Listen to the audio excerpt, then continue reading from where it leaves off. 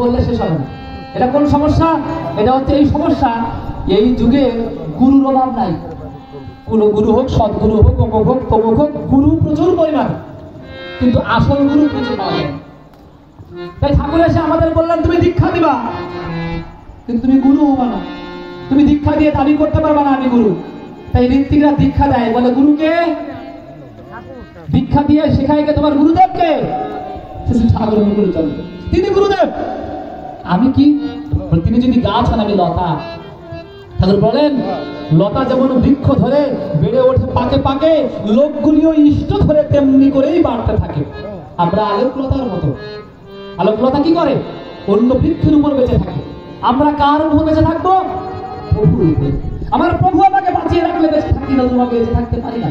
আমি যদি আমার মতো চলি, খামখেয়ালি চলি, তাহলে আমার বেঁচে থাকা সম্ভব না। তাই ওই মানুষে মানুষে যদি গাথা তৈরি না হয়, তাহলে কাজ হয় না। ও তাই মানুষে মানুষ গাথা, দেখা যেমন আলোকলতা, ওই মানুষে মানুষ গাথা, দেখা যেমন আলোকলতা, মানুষে জেনে শুনে মোড়া মাথা, জেনে শুনে মোড়া মাথা, জেনে শুনে মোড়া মাথা, যাতে তোর বিয়ে তুই জান কি করবি, মানুষ ভজলে সোনার মানুষ ছবি, মানুষ ভজলে সোনার মানুষ ছবি।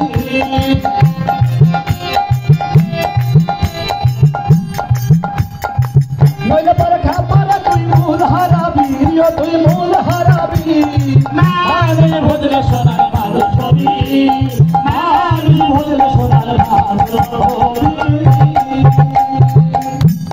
এমনি করে জীবনের সমস্যার সমাধান সব জায়গায় ঠাকুর দেখিয়ে দিচ্ছেন। এমন কোনো জায়গা নেই যে জায়গাতে তিনি সমস্যার সমাধান দেখাননি। আমাদের প্রত্যেকের জায়গায়, প্রত্যেকটা সময়ে আমরা চলতে ফিরতে যে সমস্যাগুলোর সমাধান খুঁজি, একটু চিন্তা করে, বিশ্বাস করে, যা বলছি একটু মেনে দেখবেন। আপনি কাটায় কাটায় ইষ্টভূতি করবেন, কাটায় কাটায় পাঠাবেন। কাটায় কাটায় মানে বোঝেন তো?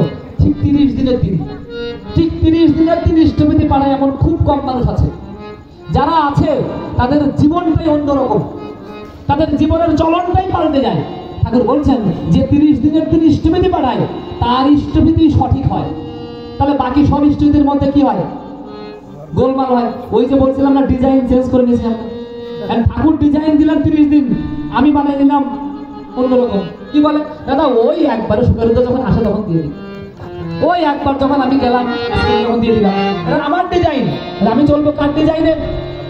চলাফেরায় জব, আমাদের মালা নাই, তিলক নাই, কোনো কিছু নাই, সব বন্ধন মুক্ত করে দিয়েছেন ঠাকুর। কি বলছেন? অন্তরে জপ করো। আমার কণ্ঠে যে মালা, ঠিক অজপা নামের মালা।